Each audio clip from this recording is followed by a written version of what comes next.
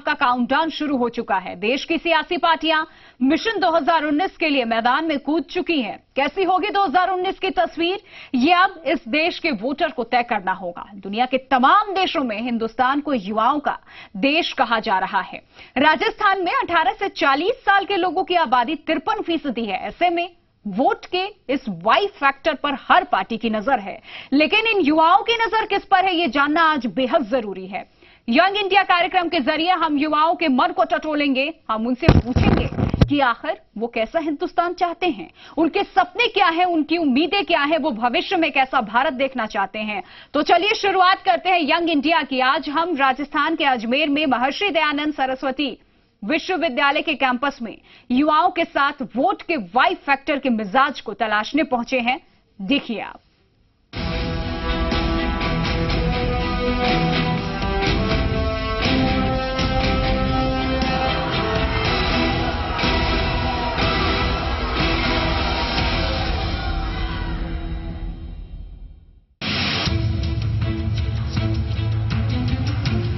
जी Rajasthan news के young India में आज बात अजमेर संसदीय क्षेत्र के युवाओं की करेंगे। जिस पर अजमेर के युवा अपनी बात बेबाकी से रखने के लिए जाने जाते हैं।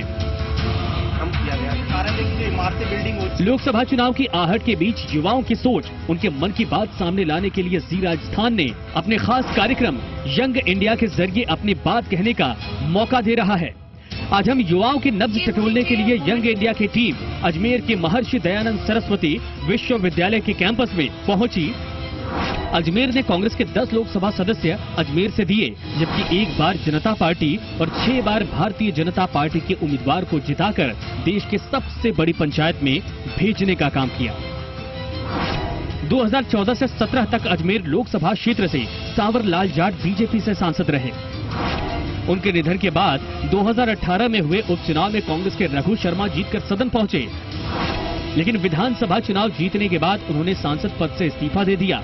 अजमेर संसदीय क्षेत्र में युवाओं की अपनी कुछ समस्याएं हैं तो कुछ उपलब्धियां भी हैं, लेकिन इन तमाम चीजों के बीच क्या युवा क्षेत्र के विकास, अपने सपने, अपनी उम्मीदों को लेकर कितने संतुष्ट हैं, ये सबसे बड़ा सवाल है। हम इन्हीं सवालों का जवाब ढूंढने सीधे चलते हैं युवाओं के पास।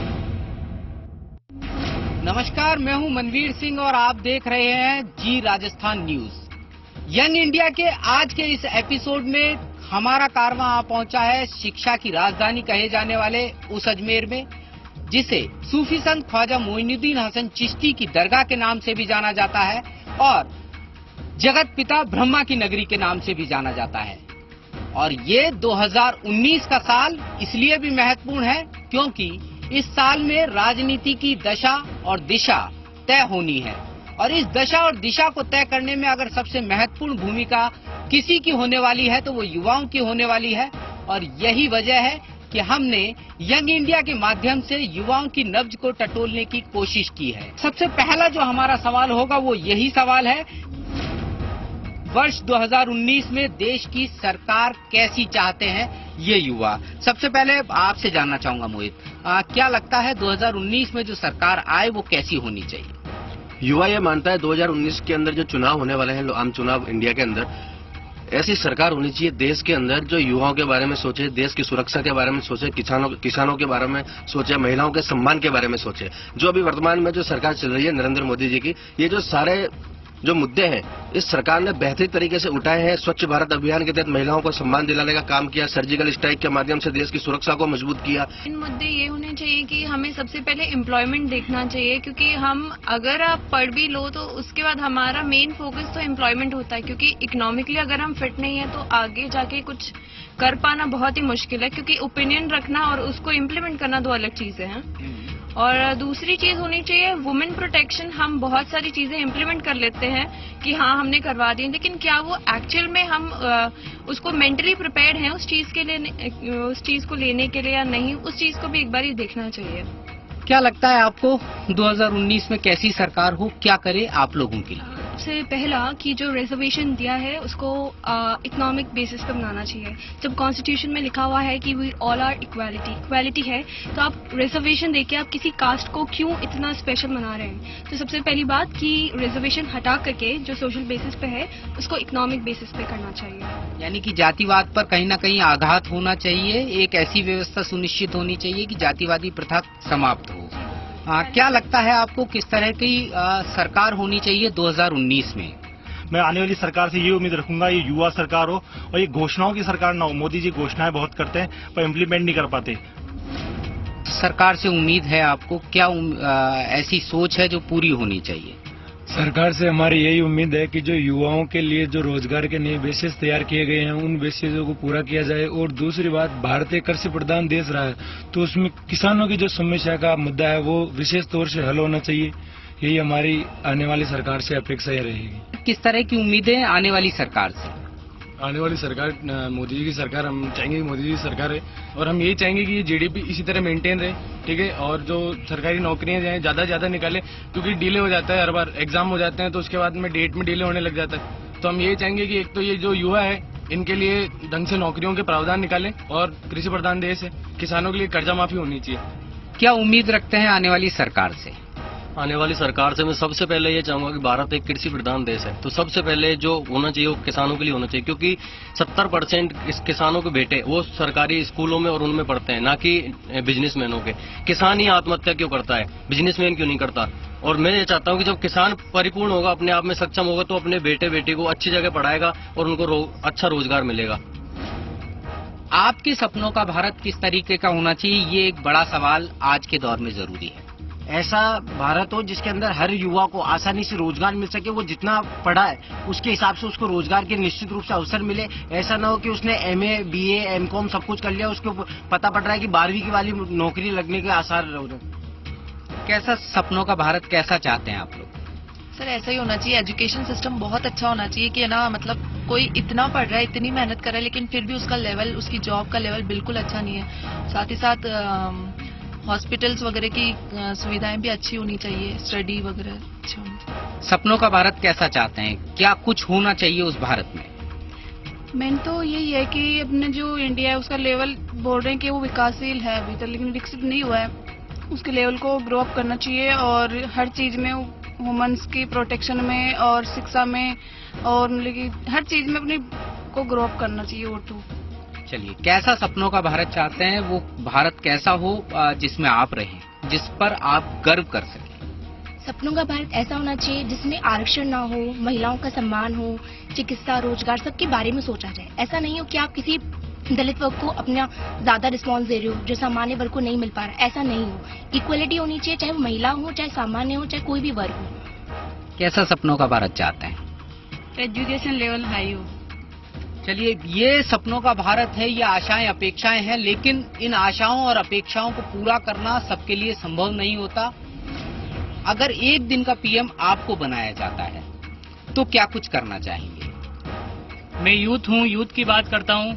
यूथ के लिए इम्पोर्टेंट थिंग्स 2 चीजें हैं, एक तो शिक्षा और दूसरा रोजगार। शिक्षा का स्तर भारत में इतना नीचे गिर गया है कि यहाँ के स्टूडेंटों को IIT MNIT यहाँ की छोड़ के और बाहर जाना ज्यादा पसंद करते हैं। तो सर्वप्रथम तो शिक्षा का स्तर जो भारत में है उसको बाकी डेवलप्ड कंट्रियों के हिसाब से उस स्टेज पे लाना है कि यहाँ का यूथ यहीं रहे, यहीं शिक्षा प्राप्त करे और यहीं पे रोजगार ले। मैं आरक्षण को खत्म करना चाहूंगा। उसके साथ बस एक दिन के लिए PM आपको बनाया जाता है, क्या करना चाहेंगे? यही होगा कि मतलब कि जो मेन मुद्दे रहे हैं अपने इंडिया का, उसको ग्रो अप करेंगे। और जैसे आर्मी है उससे रिलेटेड उसको ग्रो अप करवाएंगे और हर चीज को मतलब कि जो पहले विकसित नहीं कर पाए, जो भ्रष्टाचार है वो उनको खत्म करने की कोशिश करी जाएगी। और अगर मुझे एक दिन का PM बनाया जाता है, शिक्षा व्यवस्था सुधारूंगा और देश के युवाओं को संस्कारवान बनाने का काम करूंगा। आपको क्या लगता है, क्या करना चाहेंगे अगर एक दिन के लिए प्रधानमंत्री की कुर्सी आपके पास आती है? मैं जो एजुकेशन सिस्टम है उसको सुधारना चाहूंगा। जो आज के 30-40 साल पहले जो सिस्टम चलता रहा है आज भी वही चलता रहा है, कोई चेंज नहीं हुआ। बाहर की जो कंट्रीज है सब जगह एजुकेशन का स्तर बहुत ही ज्यादा ऊपर चला गया है और यहाँ भी कुछ भी चेंज नहीं हुआ, पहले जैसा ही चल रहा है। तो एजुकेशन सिस्टम बहुत ज्यादा चेंज करने की जरूरत है। देश की सबसे बड़ी पंचायत की बात हो रही है और ऐसे में जरूरी हो जाता है कि अजमेर के सांसद का कार्यकाल कैसा रहा। क्या दोनों सांसदों ने मिलकर के अजमेर की जन अपेक्षाओं को पूरा किया है? क्या लगता है सांवरलाल जी जाट और उसके बाद में रघु शर्मा, सांसद के रूप में दोनों नेताओं ने आप युवाओं की अपेक्षाएं पूरी की हैं? युवाओं की तो नहीं, लेकिन जो सांवरलाल जी थे उनका बे अलग था सोचने का। वो हमेशा कृषि के अकॉर्डिंग मतलब जितने भी किसान थे उनकी ज्यादातर हेल्प करना पसंद करते थे। और जो अपने रघु शर्मा जी थे उन्होंने जहाँ तक अपना जो वो टाइम दिया वो ज्यादातर चिकित्सा क्षेत्र में दिया। आपको क्या लगता है सांवरलाल जाट और रघु शर्मा दोनों का कार्यकाल अजमेर के लिहाज से कैसा रहा एक सांसद के रूप में? सर, अजमेर के लिहाज से मेरे हिसाब से सांवरलाल जी जाट का ज्यादा अच्छा रहा। सांवरलाल जी जाट ने पहली बात तो कृषियों के ऊपर अच्छे से ध्यान दिया और उन्होंने उनकी जो चौपाल लगती थी उसके अंदर सारे लोग आते थे, अपने दुख सुनाते थे और जहां तक होता था उस समस्या का समाधान भी करते थे। और रघु शर्मा जी का कार्यकाल लगभग 1 साल के बराबर सा रहा, तो इतना कुछ ज्यादा देखने को हमें मिला नहीं उनमें से। क्या लगता है सांसद के रूप में कार्यकाल कैसा रहा आपके नेताओं का? सांवरलाल जी जाट का सबसे बढ़िया रहा। क्या अपेक्षाएं थी उनसे और क्या अपेक्षाएं पूरी हुई, ये जानना चाहूंगा। सांवरलाल जी जाट से अपेक्षा थी कृषि जो कृषक लोग थे उनकी सारी समस्याओं का समाधान होता था और जो निम्न वर्ग या मध्यम वर्ग के लोग थे उनका ज्यादा विकास और उनकी जो हर समस्याएं थे उन पे निम्न से वो हर एक समस्या थी उनका समाधान करते थे। तो ये अजमेर के युवा हैं जिनसे हमने सीधी बातचीत की और जानने और समझने की कोशिश की कि क्या सरकार को लेकर के इनकी आशाएं हैं, अपेक्षाएं हैं। लेकिन फिलहाल समय एक छोटे से ब्रेक का। इस ब्रेक के बाद कहीं मत जाइएगा क्योंकि 5 बड़े सवालों के साथ इन तमाम युवाओं से एक बहस होने जा रही है, एक चर्चा होने जा रही है जो किसी निष्कर्ष पर पहुंचेगी। तो आप देखते रहिए जी राजस्थान न्यूज। इस चर्चा को हम आगे बढ़ाने के लिए एक बार फिर आपके बीच में हाजिर है महर्षि दयानंद सरस्वती विश्वविद्यालय के इस कैंपस में। सबसे बड़ा सवाल, अगर कर्ज माफी राष्ट्रीय परिप्रेक्ष्य में एक बड़ा सवाल बनकर उभरा है, देश का युवा क्या सोचता है कर्ज माफी को लेकर के, सबसे पहले उस पर बात करेंगे। कांग्रेस सरकार ने कर्ज माफी का किया है, लेकिन कर्ज माफी के अंदर उन किसानों का कर्ज माफ नहीं हो पा रहा है जिन्होंने अपना लोन चुका दिया और उनको डिफॉल्टरों का लोन माफ करने से क्या फायदा है। तो किसान तो जो पहले से कर्ज में था वो कर्ज में ही है। मुझे लगता है कि रियल में जिन किसानों को जरूरत है उनकी कर्ज माफी होनी चाहिए, सभी की नहीं होनी चाहिए। अभी ग्रामीण परिप्रेक्ष्य से आते हैं, लगता है कि कर्ज माफी जायज है?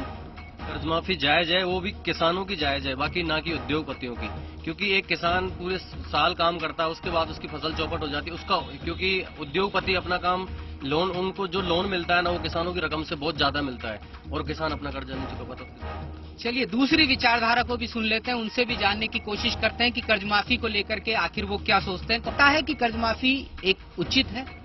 कर्ज माफी इसलिए उचित है क्योंकि कर्ज माफी जिन किसानों ने ली है उन किसानों का आय का कोई और जरिया नहीं है, क्योंकि वर्तमान सरकार मोदी सरकार ने इनकी आय बढ़ाने के वादे किए जो पूरे नहीं हुए। कर्ज माफी जायज है?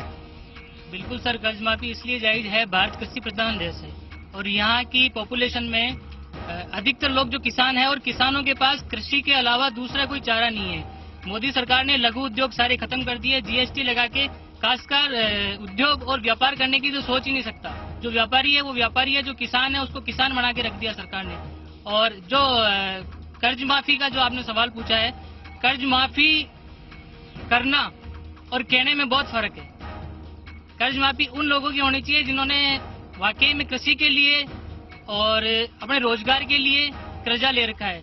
ये बहुत ही जायज है क्योंकि कर्ज माफी के अंदर क्या होता है, जो किसान है जिन्होंने पहले लोन लिया होता है, केसीसी मेनली केसीसी से ही लोन उठता है किसानों के लिए। केसीसी से वो लोन उठाते हैं, उनका ब्याज लगता है, ठीक है। अगर उनका कर्जा माफ हो जाता है तो उनके जो उनका अनाज रहता है वो इतना जल्दी नहीं निकालना पड़ता। हम सब लगभग हम 3-4 जना हमारी खुद की खेत है इसलिए हम बता रहे हैं, अधिकतर किसान ऐसे होते हैं। लेकिन कर्जा माफी के अंदर कुछ जो इनके क्राइटेरिया उनको हम चाहेंगे कि ये बदले।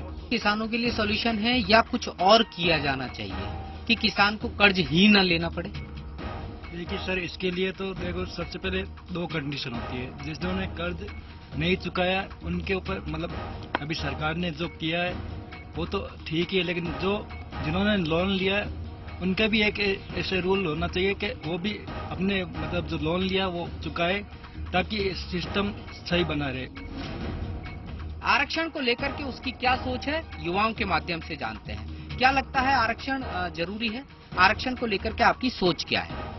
आरक्षण के हम एक साथ में 2 क्राइटेरियाज देख रहे हैं, क्योंकि हर जैसे कॉइन के 2 फेजेस होते हैं वैसे इसके भी 2 फेजेस हैं। इम्पोर्टेंट है क्योंकि हर एक इंसान हर चीज अफोर्ड नहीं कर सकता, क्योंकि कुछ लोगों को उस चीज की नीड है, और एक तरीके से बुरा भी है क्योंकि हम उसको मिसयूज करते हैं। क्या लगता है आरक्षण को कितना उचित मानते हैं? बेसिकली जब रिजर्वेशन दिया था तो उसके अंदर ये था कि विद इन 20 ईयर्स के अंदर ये जो हमने सोशल बेसिस पे रिजर्वेशन दिया है इसको हटा करके आफ्टर 20 ईयर्स ही हो जाएगा इकोनॉमिक बेसिस पे। तो 20 ईयर्स के बाद वो अभी तक इकोनॉमिक बेसिस पे नहीं हुआ। रिजर्वेशन मिलना चाहिए, इट्स गुड कि आप कोई एक मार्जिनलाइज ग्रुप को एक लेवल तक ला रहे हैं, मगर अब वो इकोनॉमिक बेसिस पे होना चाहिए बजाय कि सोशल बेसिस पे जो है। क्या लगता है आरक्षण कितना जरूरी और कितना गैर जरूरी, क्या सोच? रिजर्वेशन मेरे अकॉर्डिंग, क्या हम सब लोगों के अकॉर्डिंग, हम लोग तो यही चाहते हैं कि रिजर्वेशन इंडिया में हो ही नहीं। रिजर्वेशन की जरूरत जब थी जब देश आजाद हुआ था, आजादी से लगा के अभी तक सब लोग स्टेबल हो गए हैं। और एजुकेशन में रिजर्वेशन, नौकरी में रिजर्वेशन, जहां जाए वहां रिजर्वेशन। ये रिजर्वेशन नाम के ये जो प्राणी है या ये जो जिसको हम लोग जानवर बोलते हैं, ये रिजर्वेशन नाम के जानवर को खत्म ही कर देना चाहिए। मोदी सरकार ने आरक्षण मतलब सवर्ण जाति को आरक्षण देकर आर्थिक आधार पर दिया, ये एक बड़ा कदम है और ये राजनीति में उनके लिए बेस्ट होगा, क्योंकि ये कदम उठाना बहुत मुश्किल काम है, क्योंकि ओबीसी से नाराज भी हो सकती है, एससी भी हो सकती है, एसटी भी हो सकती है। हिंदुस्तान की जनसंख्या में कोई भी वर्ग ऐसा बचा नहीं है जो आरक्षण में नहीं हो। 100% आरक्षण सबको है, कोई नहीं बोल सकता मैं आरक्षण नहीं है। दूसरा, ये मोदी जी का स्टेप को देखो बताता हूँ कि मोदी जी के पास कुछ नहीं बचा था बेचने को दुकान में माल, अब क्या बेच सकते थे, तो उन्होंने आरक्षण का एक फुजुफा बेचा है। अब वो जनता उन्हें उसकी कीमत चुकाएगी चुनाव के अंदर।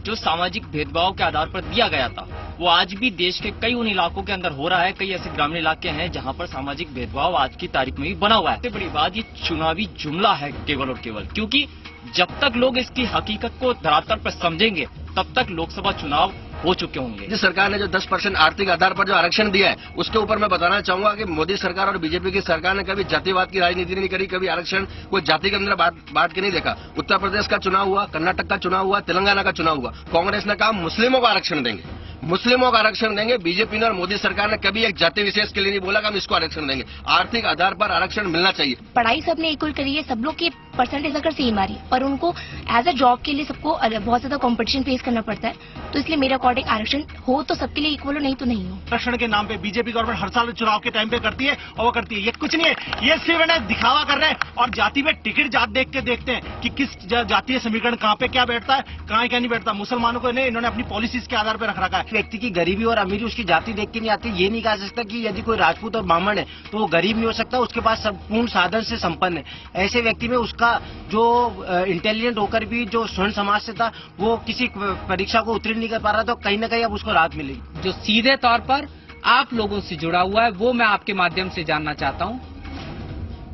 देश की शिक्षा व्यवस्था में क्या बदलाव चाहते हैं? शिक्षा व्यवस्था है ऐसी है कि आज हम एमडीएस यूनिवर्सिटी में बैठे हैं, इस एमडीएस यूनिवर्सिटी के कुलपति का कोई अता पता नहीं है। और दूसरी बात यह है कि शिक्षा व्यवस्था डायरेक्ट सेंटर से होनी चाहिए कि ना कि राज्यपाल से। राज्यपाल बैठता है लेकिन राज्यपाल के हाथ में कुछ पावर नहीं होती है। लेकिन आज इस यूनिवर्सिटी में इतनी असुविधाएं हैं, उनको पूर्ण करने के लिए डायरेक्ट सेंटर से ही गवर्नमेंट के थ्रू शिक्षा व्यवस्था होनी चाहिए। शिक्षा व्यवस्था में क्या बदलाव होना चाहिए? भारत की शिक्षा व्यवस्था इस प्रणाली के तहत होनी चाहिए कि जिस प्रकार विदेशों में टेक्निकल एजुकेशन को ज्यादा बढ़ावा दिया जा रहा है, वैसे हमारे भारत में मतलब 10वीं क्लास तक तो अधिकतर अपने कल्चर को बढ़ावा दिया जा रहा है। हाँ, देना चाहिए, संस्कृति को जिंदा रखने के लिए कल्चर को बढ़ावा देना चाहिए, लेकिन उसके साथ साथ ही भारत में टेक्निकल एजुकेशन का भी बढ़ावा मिलना चाहिए। मेरे मित्र ने कहा कि टेक्निकल जो शिक्षा है वो होनी चाहिए, एग्रीकल्चर पर एजुकेशन होनी चाहिए, और उसके साथ साथ संस्कृति, भारतीय संस्कृति को जिंदा रखने के लिए सिलेबसों के अंदर इसका मिश्रण होना चाहिए। एजुकेशन अभी है वो पूरी थियोरिटिकल है, पूरी बेसिस है, तो मैं चाहती हूँ कि वो प्रैक्टिकल बेसिस पे हो। जैसे कि फिनलैंड जो कंट्री है वो उसकी एजुकेशन सिस्टम सबसे बेस्ट है, तो अपन को उन लोग से उनका एजुकेशन सिस्टम वैसा लेना चाहिए कि अब बच्चों को सपोज एग्रीकल्चर सिखा रहे हैं तो ये नहीं सिर्फ बुक से सिखाएं, उसको फील्ड ट्रिप में ले जा करके उसको बताया जाए कि कैसे कुछ चीज ग्रो करते हैं। तो सब कुछ प्रैक्टिकल पे होगा तो एक बच्चों को बेटर अंडरस्टैंडिंग होगी और फिर वो उसके लिए हेल्पफुल भी होगा। क्या बदलाव चाहेंगे शिक्षा व्यवस्था में? शिक्षा व्यवस्था में भारत की जो शिक्षा व्यवस्था अभी भी वो पुराने रीति नीति के आधार पर चल रही है। पुराना इतिहास पढ़ाया जा रहा है, पुरानी पॉलिटिकल पढ़ाई जा रही है और पुरानी थ्योरी पढ़ाई जा रही है। और टेक्निकल रूप से जो देखे अपन इंडिया में IITs और MNITs जो है आज के 5 साल जो पहले थी वही अभी है।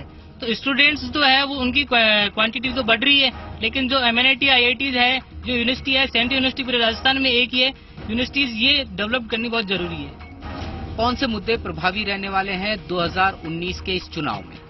सर 2019 के चुनाव में जो चीजें बहुत प्रभावी रहने वाली है, एक तो किसानों को कर्जा माफ हो गया, ठीक है, एक सरकारी नौकरियां प्रलोभन देंगे युवाओं को कि आपके लिए सरकारी नौकरियां निकाली जाएगी। उसके ऊपर उसके बाद में ये जो जातिगत समीकरण से इस बार इन्होंने सवर्णों को दिया है, केवल मात्र 12% लोग हैं उनको 10% आरक्षण दिया है, ठीक है, वो भी आर्थिक आधार पर दिया है, लेकिन दिया है, ये बहुत ज्यादा है। क्या लगता है कौन से मुद्दे प्रभावी रहने वाले हैं? एक तो ये जो शुरू से चलता आ रहा है ये राम मंदिर का, और एक गौ माता का, ये मेरे को यही लग रहे हैं कि यही मुद्दे वापस ये हावी होने वाले हैं, क्योंकि लोकसभा चुनाव है वो आने वाले हैं। तो बीजेपी लगता है कि कहीं आपके मुद्दे प्रभावी रहेंगे या तमाम तरह का जो वातावरण हमको देश में देखने को मिल रहा है वो कहीं प्रभावी हो जाएगा? मई 2000 जब चुनाव हुआ था, 2014 लोकसभा चुनाव, तब मोदी जी ने कहा था कि रॉबर्ट वाड्रा उसकी जांच करेंगे, उसकी जांच भी नहीं की, विजय माल्या विदेश भाग गया, नहीं उनको लाया गया था।